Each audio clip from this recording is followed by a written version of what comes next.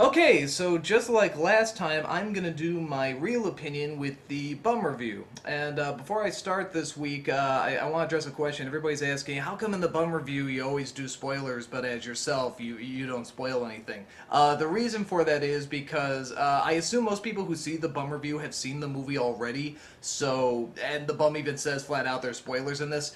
My thought is that if you haven't seen the film, somebody may want to see my review and see what I think before they go see it. So I'm not going to give anything away, at least as much as I can. So the bum does spoilers, I do not. So with that said, Pirates! Let's talk about the new Pirates movie.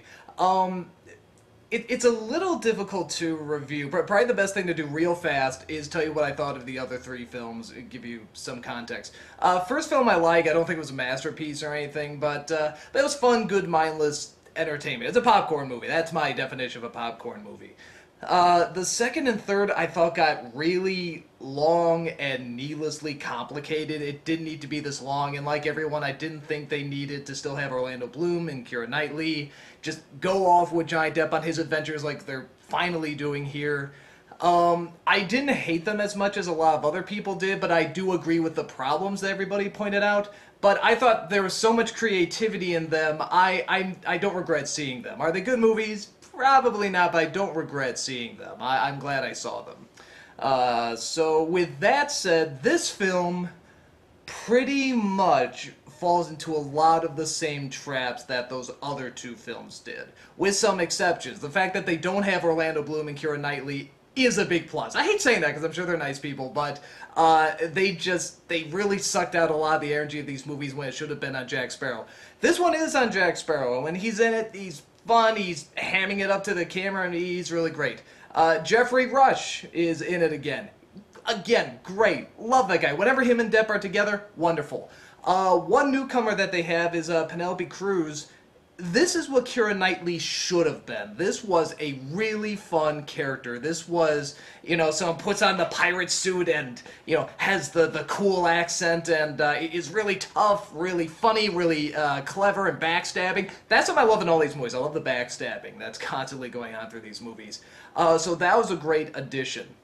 What doesn't work, the stuff where they fall into the same traps, is that it is still needlessly complicated. These plots and stories that they have going on, they don't need so much. Especially, at least with the other three, you could argue, they're big films, they're huge. Do they work? Not really, but they're big, huge films, so they try to throw everything in it. Here, this is kind of a smaller story, which is a good idea, but they still make it like, whatever, 2.5 hours, or at least it felt like 2.5 hours, and they have all the really, needlessly complicated stuff. There's even one point where Jack Sparrow says, oh, that sounds really complicated, needlessly complicated. And he's right! It's so needlessly complicated, and they don't have to do that. So those are the big problems, and there's the biggest shock to me. Here's another really big problem for me, was that they build up this villain, that they build up Blackbeard. I don't think I'm giving anything away by that. Everyone knows he's in this. And they really build him up, and they do a good job building up this bad guy. You don't see him on this ship, and there's talk whether or not he's even on the ship. And finally, the doors open up, and there he is. You see his boots. It pans up. His beard sort of has these little flames on it. He's drinking his rum or whatever, and all right, here we go. Boring character. Surprisingly boring. And two reasons for that. One, he's not written very interestingly. It's not, this is Blackbeard, and we don't even know much about him. We just, he's sort of supernatural, but not really. He zombifies people, but if he can do that, why is he looking for the Fountain of Youth? Just zombify himself? That doesn't make sense. So it's the writing, and also, I hate to say it, the acting is not so hot. It's not terrible. The guy who plays him, I'm blanking on his name, but he doesn't do a god-awful job or anything. It's just not that interesting. It's this very dull performance. And I figure if they got someone like an Anthony Hopkins or a James Earl Jones, how cool would that be, to play this part, they would have brought something to this. But as is, this is a very not interesting villain. So that was a major, major problem. Now, that was the really bad stuff. The good stuff. The mermaids are awesome. I'm going to repeat that because you're rarely going to hear me say that about a movie. The mermaids are awesome. They're sort of like a mix between mermaids and vampires, sort of, which sounds stupid, but it's actually pretty cool. And they make them really intimidating, you know, they look great. There are these beautiful women that, you know, seduce the men, they bring them down, then they eat their faces off, you know, and they fly out of the water and grab people. They have whips. Mermaids have whips. I mean, that's friggin' cool. So that stuff was great. Like I said, the stuff with the actors hamming it up to the camera is a lot of fun. Penelope Cruz, Jeffrey Wright, Johnny Depp, they're all having fun, or at least it looks like they're having fun. Something else I noticed about the other pirate movies is that they look nice, but they're shot nice, but they're very dirty. And I think they're supposed to be dirty, you know, and sort of ugly looking. It's nice to see a cleaner pirate film. Because after a while, especially for a film that's so long, if they were short it'd be okay, but the fact these films are so long, there's only so much dirt and slime and greasiness and stuff that you can see on screen. So it's nice that this film looks cleaner. So that's a plus. That's a weird thing to praise a movie for. And like I said, even though they got rid of Orlando Bloom and Keira Knightley, they have a similar storyline going on the side, which you could practically hear everybody in the audience groan every time it cut back to this, and that's with this clergyman and one of the mermaids.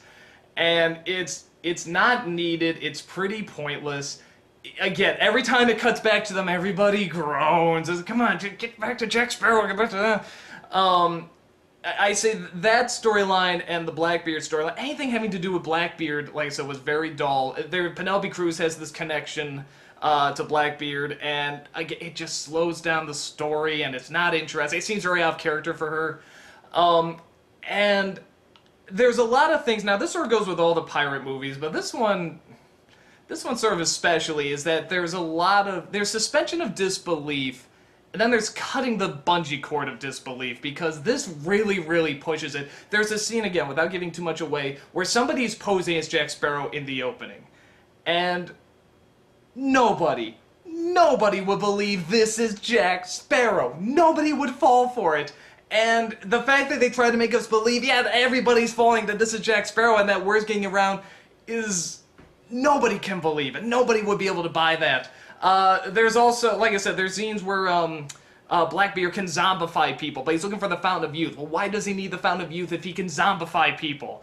He can also control the ship. He puts his sword on, the whole ship moves. What? It seems like that could solve a lot of problems other times. The guards, of course, you know, have guns and don't use them half the time. There's a lot of those really stupid action cliches. And here, I think it sort of pushes it, but I think I enjoyed it enough. I was willing to forgive it. A lot of people probably won't. So with that said, is it as bad as, say, Pirates 3? Because I know a lot of people really hate Pirates 3. I don't think it's that bad. I don't think it's as bad as critics are saying it is. I think they're probably just tired of the same problems coming up.